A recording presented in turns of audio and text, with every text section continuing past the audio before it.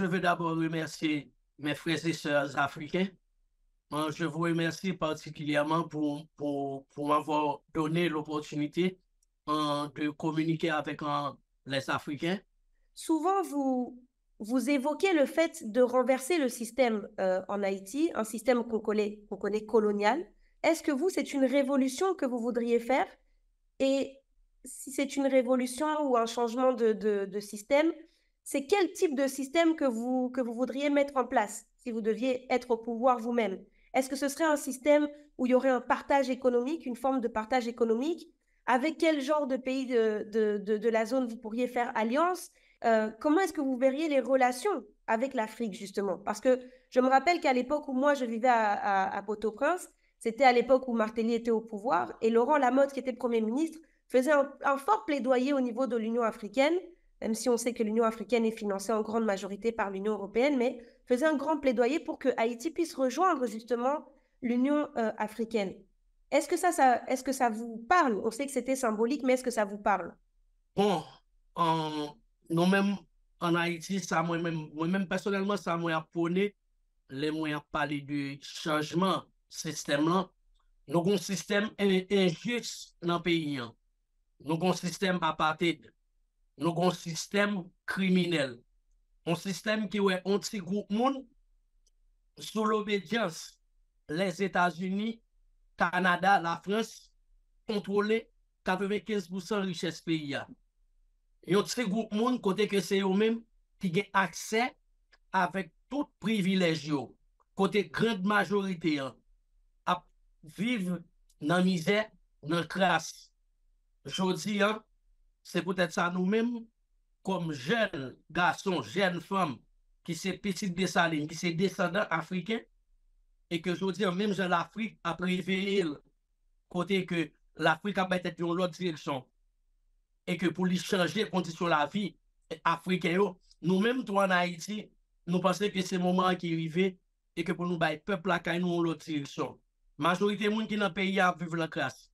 On ne peut pas pour une révolution proprement dit, j'aime qu'on a parlé. Je dis encore, on comprend que et si les Libanais qui dans le pays, qui pas même haïtien, yo même qui ont toute richesse pays, mais aujourd'hui, Haïti pas un bon hôpital. Ou t'es passé 3 ans dans le pays, ou qu'à comme ça, puis bien passé, même si je dis l'autre dans le pays, on malade, ils sont obligés de prendre un hélicoptère pour traverser avec vous en République dominicaine.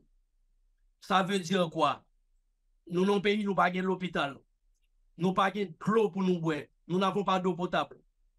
Nous n'avons pas l'école primaire gratis pour tous les gens. Tandis que majorité petite pa yo, l'école à l'étranger, majorité petite pa yo, dans l'université à l'étranger. Je dis, son petit groupe qui a accès pour posséder maquettes dans le pays. Son petit groupe qui a accès pour posséder maisons, machines dans le pays.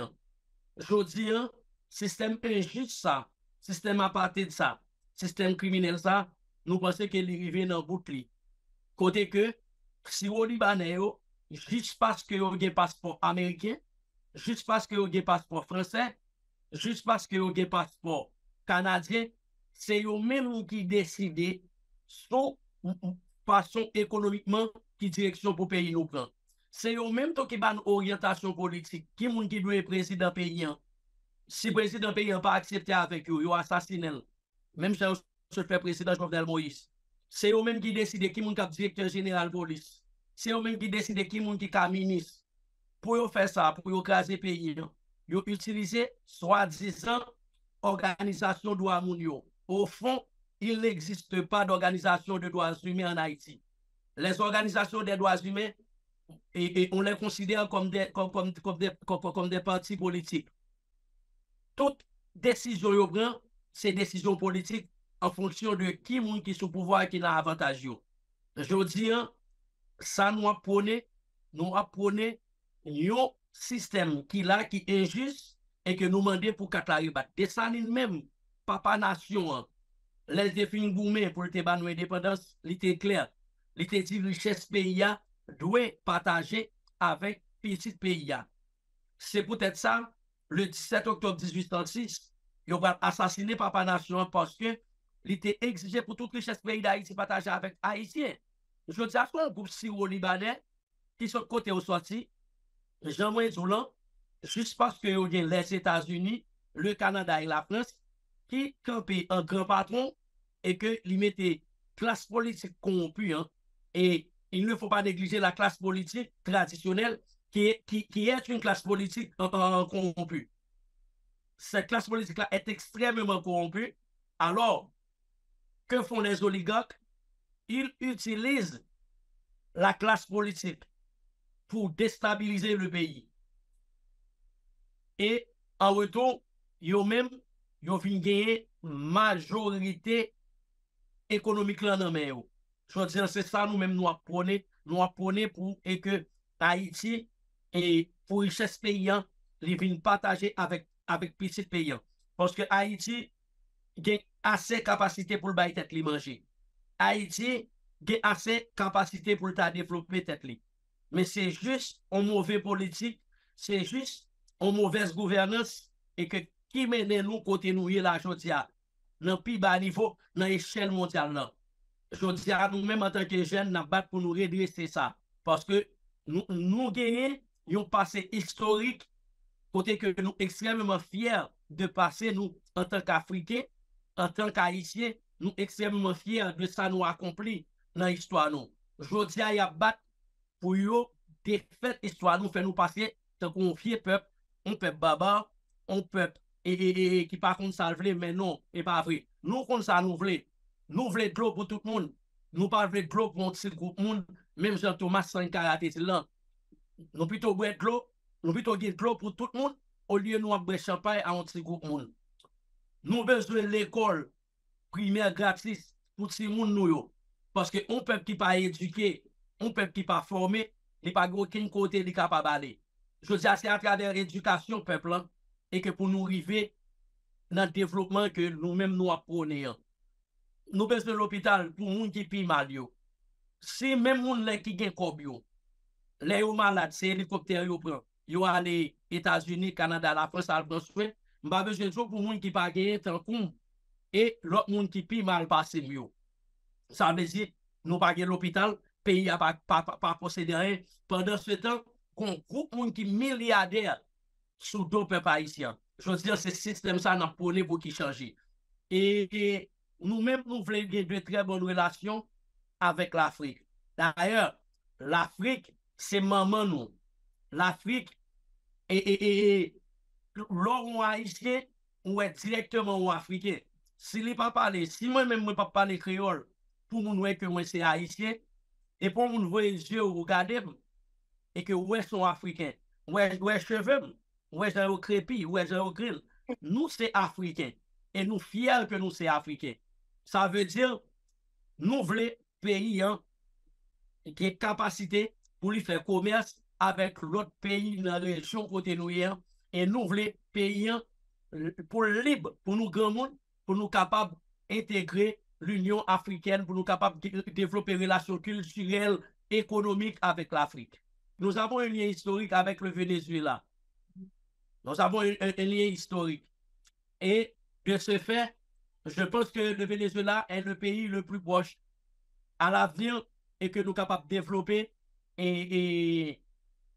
un partenariat économique, culturel avec le Venezuela, vu passer nous et que nous gagnons historiquement avec le Venezuela.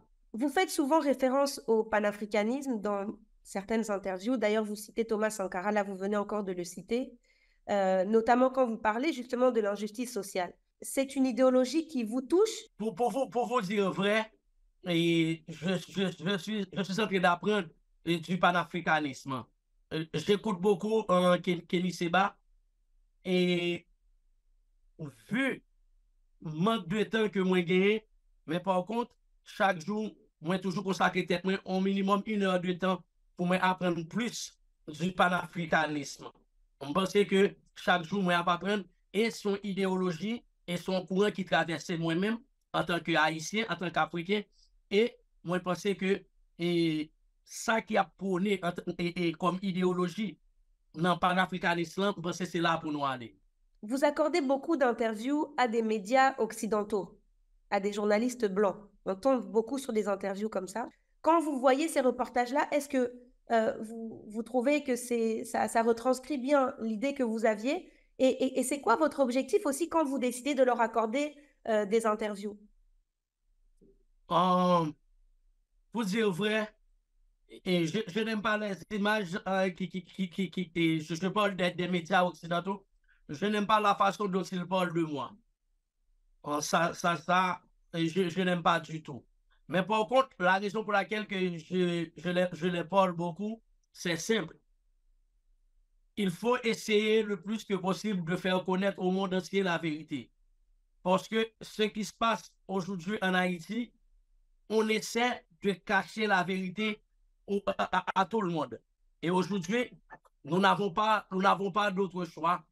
Et on est obligé de leur parler juste pour essayer de faire connaître au monde entier la vérité. Mais en ce qui a trait à la façon dont, une fois qu'ils ont fini l'interview, la façon dont ils parlent de moi, c'est extrêmement triste. Mais ça ne me dérange pas du tout parce que je connais le système, je comprends le système et je suis en train de lutter contre un système qui est extrêmement puissant, un système qui utilise les médias locaux et les médias internationaux pour détruire mon caractère. Et un système, comme je vous disais tout à l'heure, qui est extrêmement puissant. Et bon, quand même, ça me dérange la façon quand il parle de moi, surtout quand il essaie de faire quoi au monde entier. On a eu un interview avec le chef de gang, Jimmy Cherizé Barbecue. C'est-à-dire, en Haïti, il y a une connotation pour les gangs. Quand on parle de gang, ça veut dire ce que ça veut dire. Vous nous avez contacté, nous, on est un média panafricaniste justement sur le continent. C'était quoi votre but en voulant générer cette interview aujourd'hui avec nous? Je veux que le peuple africain connaisse la vérité sur Haïti, en ce moment, ce qui se passe dans le pays. C'est la mauvaise gouvernance qui nous a amenés là où nous sommes aujourd'hui. Mais la mauvaise gouvernance, ceux qui sont responsables, ce sont les Américains, les Français et les Canadiens. Ce sont eux les principaux responsables. Ils utilisent les oligarques corrompus qui ne sont pas des Haïtiens, qui viennent du Liban, du Syrie. Et ces oligarques-là utilisent leur argent pour corrompre la classe politique corrompue traditionnelle qui a amené le pays là où nous sommes aujourd'hui. Et c'est dommage pour quelqu'un comme William Ruto, le président du Kenya. Au début, moi personnellement, je croyais qu'il était un panafricaniste. Non. À travers ses discours. Mais je me suis trompé. Il utilise un pays d'Afrique, c'est juste pour nous rappeler que depuis la Guinée, depuis la Guinée, mais au fond, ce n'est pas vrai. Aujourd'hui, je me sens fier et je suis content aussi et d'avoir cette interview avec vous, juste pour faire connaître aux Africains la vérité.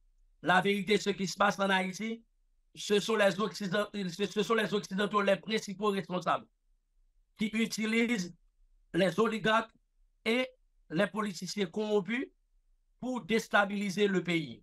Une organisation, et aujourd'hui vous êtes à la tête d'une grande organisation, vous gérez énormément de choses, et c'est vrai que, évidemment, que personne ne peut fonctionner sans financement. Est-ce que vous pensez que c'est possible qu'il y ait au-dessus des personnes qui vous financent, d'autres personnes ou des institutions ou des gouvernements qui pourraient être à la base de ce financement que vous pouvez avoir pour fonctionner, pour être organisé? Et je suis entièrement d'accord avec vous. Et parfois, moi-même, je me pose cette question. Mais par contre, aujourd'hui, ce qui est important pour moi et ce qui est important pour le pays, c'est s'il faut faire, et pour moi, si je dois dormir avec le diable pour libérer le pays, si je dois dormir avec le diable pour trouver de l'eau potable, si je dois dormir avec le diable pour changer ce pays, si je dois dormir avec le diable pour débarrasser le pays de ce système-là, je suis prêt à le faire. Il y a des gens qui vous accusent d'être des agents des Américains en Haïti pour justement justifier une occupation, une présence sans fin dans le pays. Et d'autres pensent que vous êtes plutôt un révolutionnaire qui mobilise les masses. Comment je peux dire ça? Et je porte Haïti dans mon cœur. Je suis le petit-fils de Jean-Jacques Dessalines. Pas n'importe qui. Quand on dit qu'on est le fils de Jean-Jacques Dessalines, ça veut dire ce que ça veut dire. Si je pouvais vous montrer, je porte un tatouage de Jean-Jacques Dessalines dans mon dos. Je porte aussi Che Guevara. Ça veut dire des gens qui ont lutté pour la liberté. Je ne travaille pas pour les Américains. Et jamais je ferai une telle chose. Moi, c'est le système qui utilise les médias locaux et les médias internationaux pour détruire mon caractère, pour détruire mon image. De ce fait, il raconte toutes sortes de choses pour dire que voilà, lui, il travaille pour les Américains, il déstabilise le pays et pour justifier une occupation. Mais je n'ai jamais été au pouvoir et ce n'est pas nous autres qu'on considère comme des bandits, comme des gangs qui a volé l'argent du CIRH après le tremblement de terre du 12 janvier. Ce n'est pas nous autres qui ont volé l'argent du Petro-Caribé, que Hugo Chavez, en mémoire, en mémoire de notre histoire avec le Venezuela, nous a fait bénéficier du programme Petro-Caribé. Ce n'est pas nous autres qui ont volé cet argent.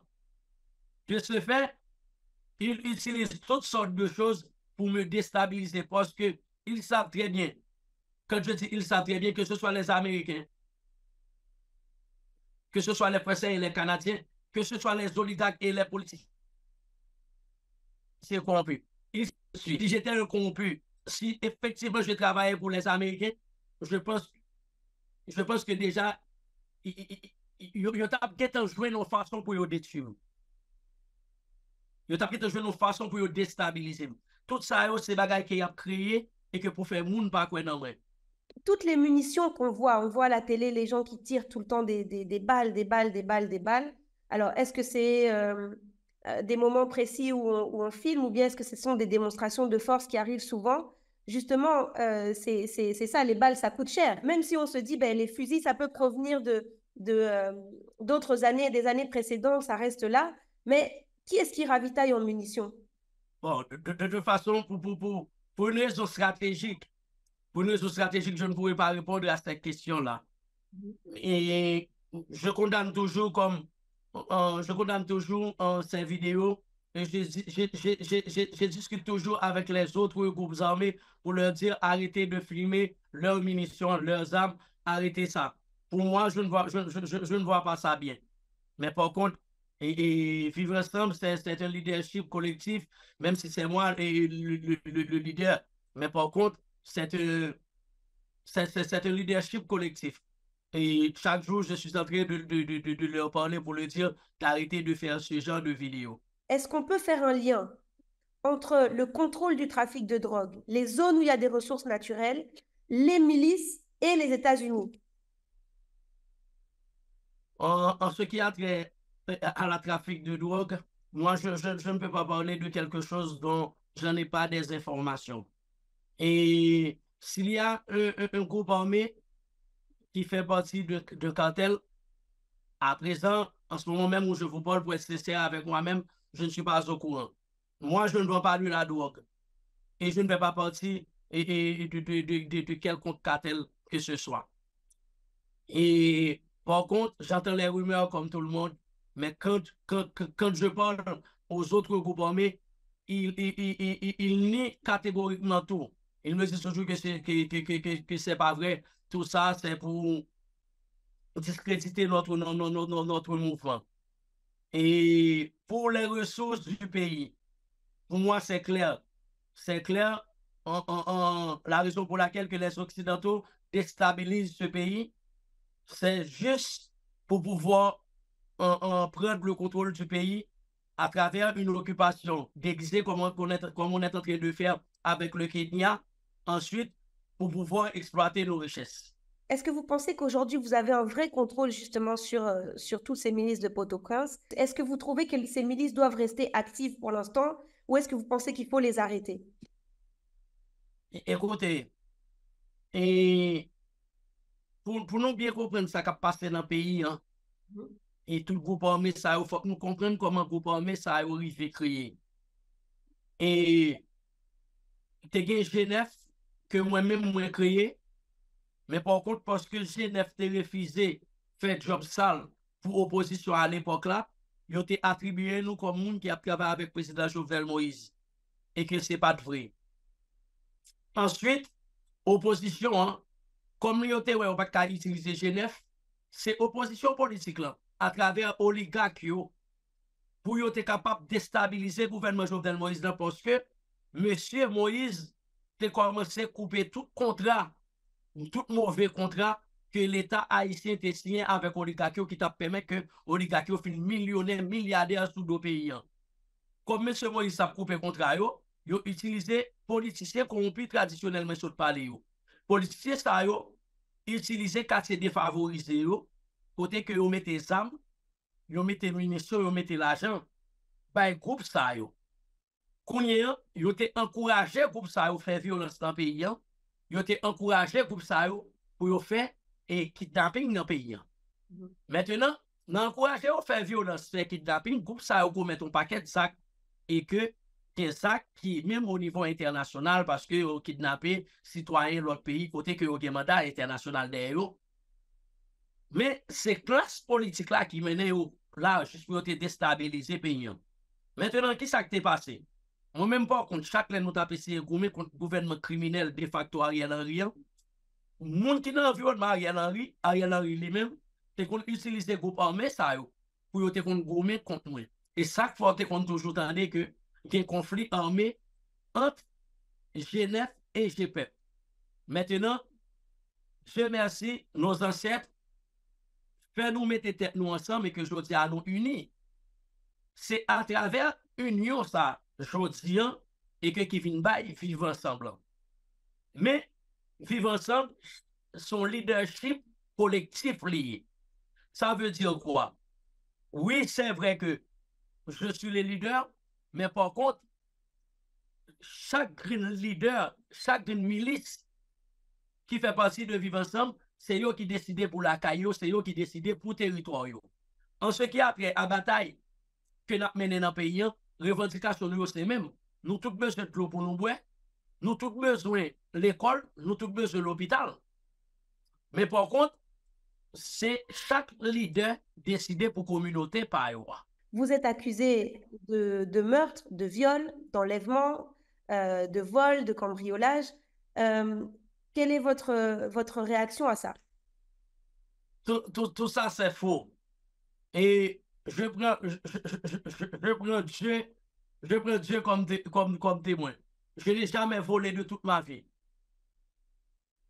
Tout ça, ce sont des choses fabriquées par les oligarques et la classe politique corrompue traditionnelle pour me déstabiliser. Juste parce que j'ai refusé de faire le sale boulot. Je n'ai jamais volé, tout le monde le sait. Tout le monde le sait, tout le monde me connaît. Je n'ai jamais volé. En ce qui a trait à la question de viol, j'ai été marié. J'ai été marié. Maintenant, je suis séparé, disons, je suis divorcé. Je ne vis plus avec ma femme et ma fille. J'ai une fille. Elle va avoir 18 ans. En tant que père de famille, jamais je pourrais faire une telle chose. Tout ça, ce sont des choses inventées par les soi-disant organisations des droits humains. Et je mets quiconque en défi, en défi de prouver une seule fois que je participais à un viol. Je mets quiconque en défi de prouver une seule fois que j'ai participé à un kidnapping. Je mets quiconque en défi de prouver une seule fois comment je peux dire ça, que je fais quelque chose de mal, quelque chose qui est contraire à la loi. Tout ça, c'est faux. C'est archi faux. On me met tout ça sur le dos à cause de mon discours, à cause que j'ai un discours qui dérange, à cause que je mène une lutte qui dérange. Parce que quand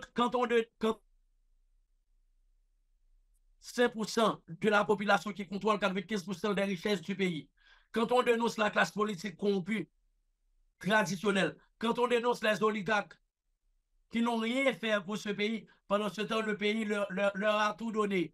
Les oligarques et la classe politique traditionnelle et me considèrent comme une menace de ce fait. Et comme je n'arrête pas de le dire, ils utilisent les médias nationaux et les médias internationaux pour me détruire. Il utilise les organisations des droits humains pour faire des rapports contre moi, pour dire voilà, il a massacré des gens, il a violé des gens, il a volé. Comme je vous disais tout à l'heure, je mets quiconque en défi dans ce pays de venir avec des preuves, de dire voilà, et toi, tu as violé telle ou telle personne, ou du moins tu as participé dans un viol. Je mets quiconque en défi dans ce pays. Je mets quiconque en défi. Là, vous parlez en particulier de vous, mais évidemment, il y a beaucoup de milices qui sont sous, disons, qui sont sous votre organisation. Bien sûr, c'est pour ça tout à l'heure, et je vous ai expliqué comment fonctionnent les groupes armés en Haïti. Et je vous ai parlé de Genève et de GPEP. Maintenant, c'est Genève et GPEP qui a donné Vivre Ensemble. Mais tout le monde connaît tout le monde. Dans le passé, les politiciens et les organisations des droits humains utilisaient les groupes armés pour déstabiliser le pays contre le président Jovenel Moïse. À ce moment-là, il n'y a jamais eu un seul rapport sur ces groupes armés-là. Écoutez, les organisations des droits humains n'ont jamais fait un seul rapport sur les groupes armés qu'ils utilisaient pour déstabiliser le pays contre Jovenel Moïse. Maintenant, on utilise tout ça contre moi, ce que faisaient les autres groupes armés. On utilise tout ça contre moi, c'est par rapport à l'alliance que j'ai faite. Et j'ai choisi de faire cette alliance. La raison est simple. Si je refuse de faire cette alliance, les politiciens et les oligarques vont utiliser ces groupes armés-là pour lutter contre moi. Il y a un nouveau gouvernement qui est sorti en juin. Les conditions légales, d'ailleurs, n'étaient pas réunies pour faire sortir ce gouvernement. C'est vrai que vous dénoncez beaucoup et vous proposez aussi des systèmes de vivre ensemble, mais est-ce que vous avez des solutions concrètes, vous, pour la sortie de crise? En ce moment, moi, ce que nous autres aussi du Vivre Ensemble, on prône, c'est le dialogue. C'est-à-dire, ce qui se passe dans le pays, c'est seulement à travers le dialogue qu'on peut résoudre ces problèmes-là. Avant même l'arrivée des troupes kenyans, je n'arrêtais pas de dire au monde entier, je n'arrêtais pas de dire que la seule façon de trouver une solution à la crise, c'est à travers le dialogue. Et ce dialogue-là doit être un dialogue entre nous autres Haïtiens, pas un dialogue imposé par la France, pas un dialogue imposé par les États-Unis et le Canada.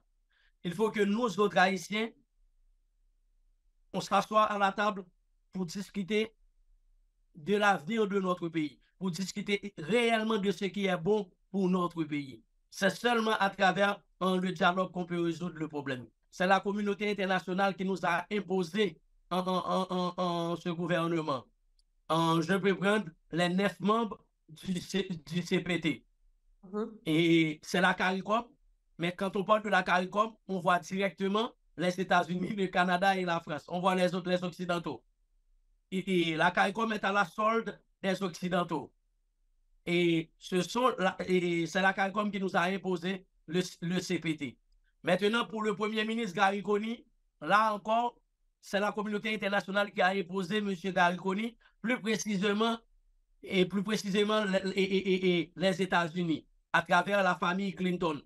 Ce sont eux qui ont imposé M. Coney.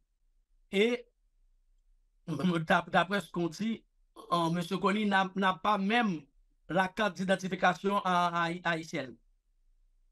Ça veut dire il faut, il faut lutter contre ce gouvernement-là imposé par les États-Unis parce que ce gouvernement-là, effectivement, ne défend pas la cause du peuple haïtien.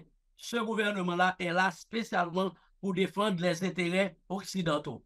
Vous estimez qu'il faut qu'il y ait un dialogue et qu'en tout cas la situation se règle au niveau d'Haïti entre Haïtiens. Vous voyez d'un très mauvais œil des policiers kényans pour tenter de régler la situation en Haïti. Avant même leur arrivée, et je le disais à plusieurs reprises, ils vont venir ici, ils vont échouer.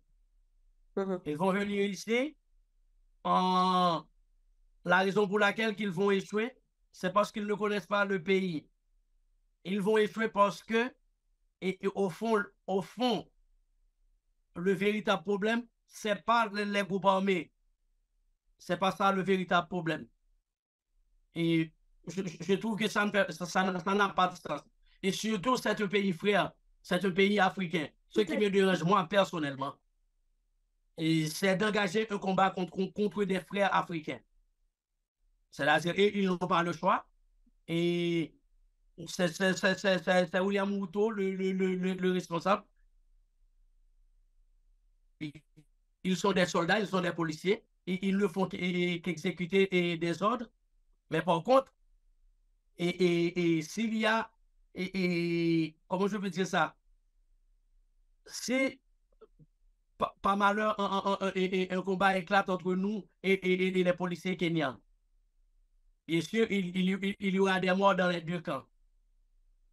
Et c'est ça qui me dérange profondément. Vous parlez beaucoup de programmes politiques finalement. Vous parlez de reconstruire la société, d'ouvrir à plus de justice sociale. C'est une ambition que vous avez, une ambition politique. Est-ce que Vivre Ensemble, ça pourrait devenir dans le futur un parti politique? Est-ce que vous avez pensé déjà à un programme politique? Pas avec ce système-là. En ce moment, ce qui intéresse Vivre Ensemble, c'est d'éradiquer ce système-là.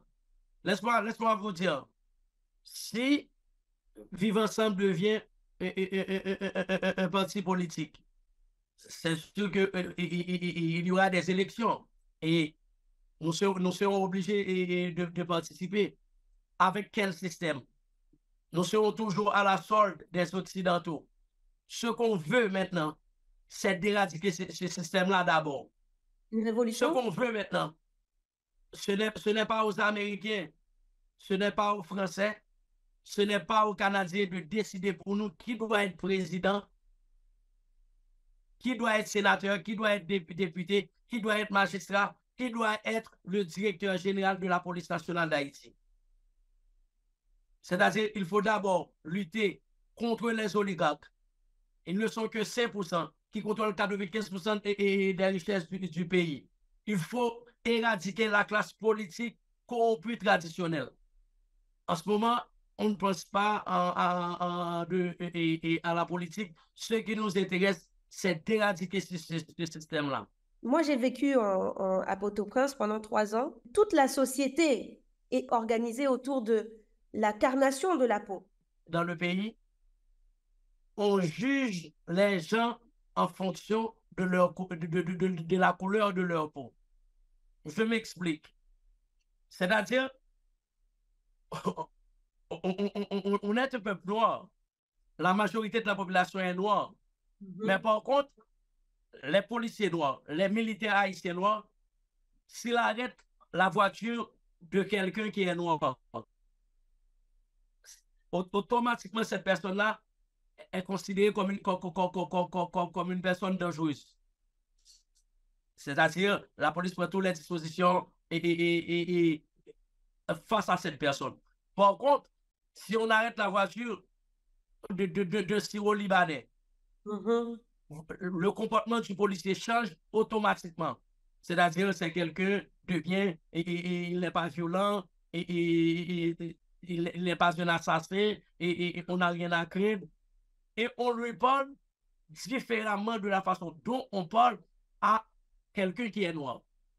Ça doit changer. Il faut que ça change. Moi-même personnellement, je n'ai pas de problème raciste à mon, pas de problème couleur à mon. Moi, j'aime moun naturellement, moi, j'aime moun en tant que moun. Je pas aimer moun en fonction de couleur peau. Gen noir qui bon moun, gen noir qui mauvais moun. Gen blanc qui bon moun, gen blanc qui mauvais moun. Moi-même, c'est humain en moi. C'est moun en moi, ouais. Mais en Haïti, il fait différemment. Les plus facile pour un moun qui mulâtre entrer dans une banque pour prêter des et des millions de dollars que un moun qui noir pour entrer dans la banque pour lui faire.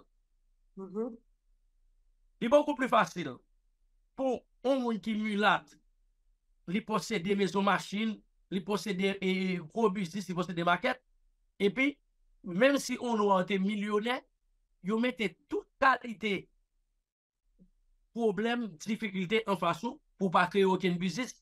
C'est yo qui doit contrôler l'économie pays. C'est eux qui doit entrer sucre, c'est eux qui doit entrer farine, c'est eux qui doit entrer du riz, c'est eux qui doit entrer fer, c'est eux qui doit gagner maison machine, c'est eux qui doit gagner maquette. Mais mon noir est grand temps comme nous dans propre pays, nous dans le pays des salines, dans le pays des salines, nous pas autorisé que ça yo.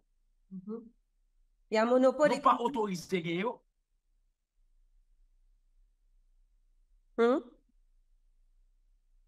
De ce fait, je pense que tout ça, c'est des bagages qui méritent pour nous changer.